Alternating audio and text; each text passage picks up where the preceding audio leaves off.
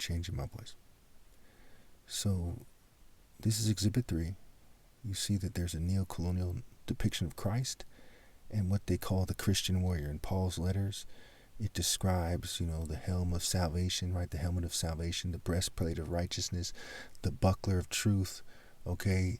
The shield of faith, the sword of Scripture, and the feet fitted with the readiness to do God's work. Okay.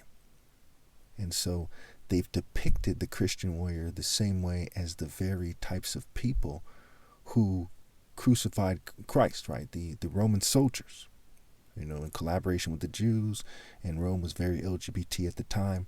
And this kind of unholy alliance continues to this day. No offense to anybody, but it's pretty straightforward when we look at the political paradigm, we look at the flow of money, we look at the social movements. I mean, I could break it down for you, but I think most people know that by now. Okay. So what you see is that these groups were pagan groups. Okay, they worshipped the enemies of God, right? Zeus, his counterpart is Baal, who's like the main enemy of God in the Bible, and Jupiter is the Roman counterpart. So they're fighting for the eagle of Rome, which is the eagle of Zeus, right? It's the eagle of Jupiter, eagle of Baal. And their deities, Zeus's main characteristic is rape by deception. He changed form and raped, right? The rape of Europa, the rape of Ganymede, on and on and on. He rape, and abuses his wife when she gets mad at him for changing form and raping women. She gets mad. He tortures her and abuses her, his wife, Hera. Okay, and in Rome, it's Jupiter and Juno instead of Zeus and Hera. And in the Middle East, okay, it's Baal, and one of them is, Asherah, right, which is a play on words for Hera or Alpha's Hera. Okay, Asherah poles in the Bible, for example. The Queen of Heaven, she's called, right? But it's really just a pagan kind of, horror. No offense to anybody, but that's, I think most people would agree with that.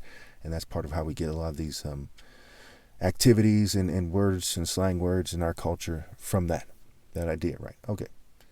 So you see that Jesus is depicted, okay, as a warrior. And we'll get into another one in the next exhibit or the one after that, where I have a lot of other depictions where Jesus is depicted as a warrior with some kind of a sword.